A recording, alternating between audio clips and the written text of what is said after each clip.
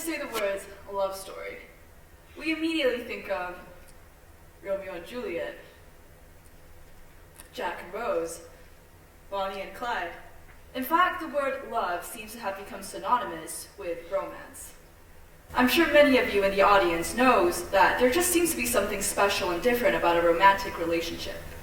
Something about it feels so important and otherworldly. We want to be with this specific person all the time, and suddenly they're at the top of our world. Even knowing that certain relationships that we have with our family and friends may be more valuable in some sense, we still can't help but wish we're with this person all the time. I don't speak for everyone, but so often we feel as if we are on a whole other level of intimacy just within days of being acquainted with our romantic partners, when that level of intimacy may have taken years to cultivate through friendship and platonic relationships. But if I were to ask you right now, what is romance? Who will be able to answer that question? Dr. Helen Fisher, a biologist who specializes in romantic love, believes that romance is strictly biological. We are driven by the dopamine systems in our brains, and that's what creates the butterflies, the blushing, the feeling that one can't quite describe. She believes that we are wired for pair bonding, and that monogamy is evolutionary. It is a basic human drive to attach ourselves to the next person and send your DNA into tomorrow. That is a normal path of love, and anything else is an anomaly. While Dr. Fisher does provide us with excellent insight, there seems to be something missing here. What about the aromantic community or the asexual community? If romance is strictly biological, that would imply that there is something wrong with these communities, which isn't true. So maybe there's something more complicated at play here. And here's where the social construct theorists come in.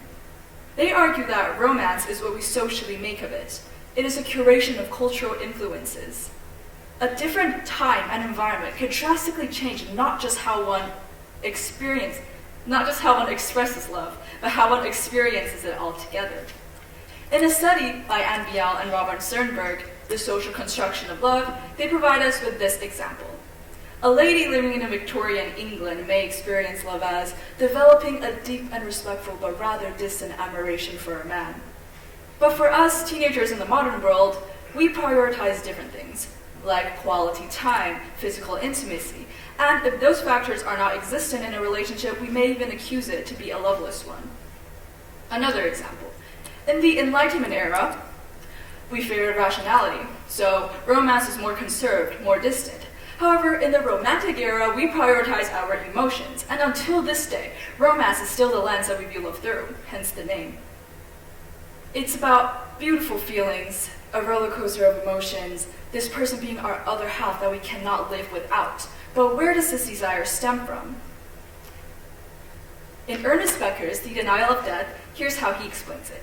He says, all of humanity, we have one objective, and that is to distract ourselves from our imminent deaths. We look to something larger than life, like religion or romance. And under those smaller subcategories, we have two goals and motives. Number one, to feel special and unique, and number two, to belong to something larger. The first motive ties in with what Dr. Fisher had to say earlier about monogamy. Instead, this argues that monogamy is a social result.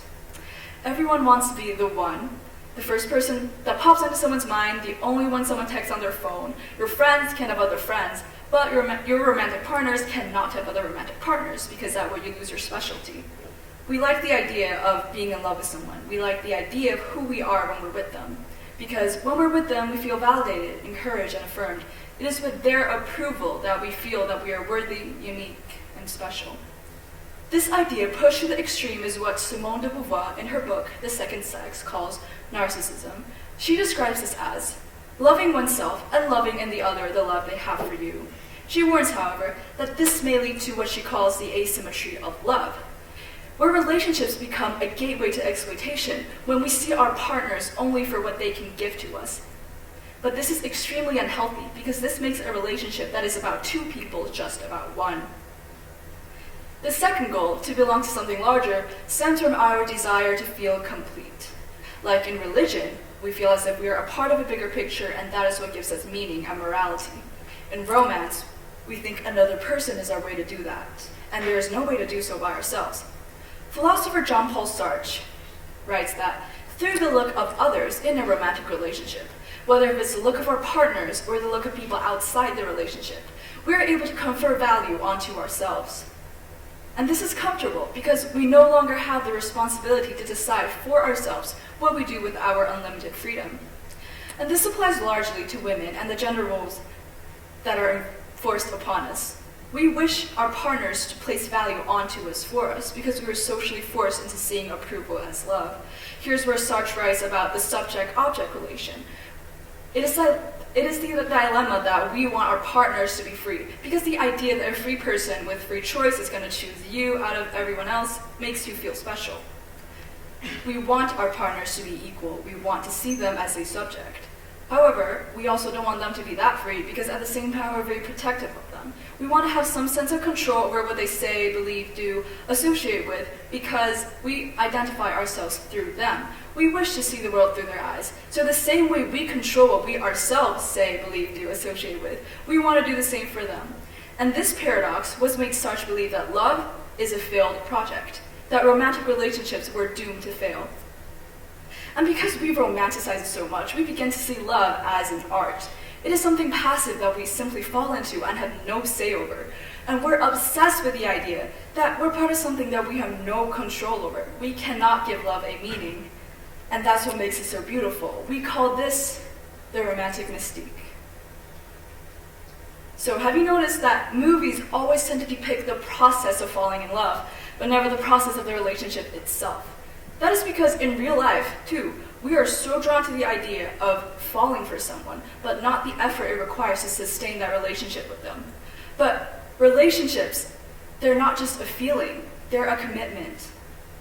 And when we put romance, specifically the feeling that comes with it, up on a pedestal, something quite dangerous can happen. You may or may not have heard of the term amatonormativity. It was coined by philosopher Elizabeth Brake as the assumption that everyone is pursuing and better off in a monogamous, sexual, long-term, romantic, usually heterosexual relationship. This assumption is harmful because society as a whole becomes pressured to stay in these relationships, even if it does not align with what they truly desire. Brake clarifies, however, rejecting amatonormativity does not mean discouraging amorous relationships. It means ceasing to encourage them at the expense of other caring relationships. And I think that's important to keep in mind as we reach the end of this talk. I'm not trying to reject romance or devalue it or say that it's fake.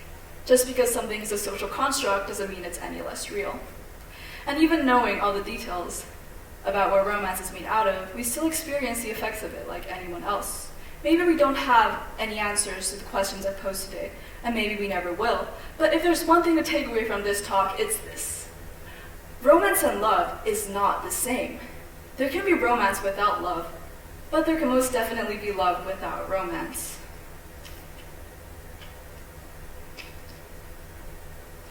I believe that we feel the same type of love for everyone, because what I'm trying to say is, just because someone is incapable of feeling love doesn't mean that they're loveless. Just because a relationship doesn't follow the conventional path of love doesn't mean that it's failed love. In theory, we feel the same type of love for all the people that we truly care for. It's about the understanding that comes with shared experiences. It's about wanting the best for that person, even if you're out of that narrative. It's about being happy when you see them happy. It's something unconditional. It's about loving someone without questioning whether they deserve it. And that is a fundamental shape of love. The exact way we feel and express it may differ for different situations and people. And that's perfectly okay, because at the end of the day, love is love. Thank you.